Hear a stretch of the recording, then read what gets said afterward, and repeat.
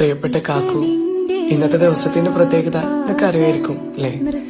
നമ്മുടെ ജീവിതത്തിന്റെ ഏറ്റവും പുണ്യമായ ദിവസങ്ങളിൽ ഒന്നിന് ഇന്ന് ഒരു വർഷം പിന്നിടുകയാണ്.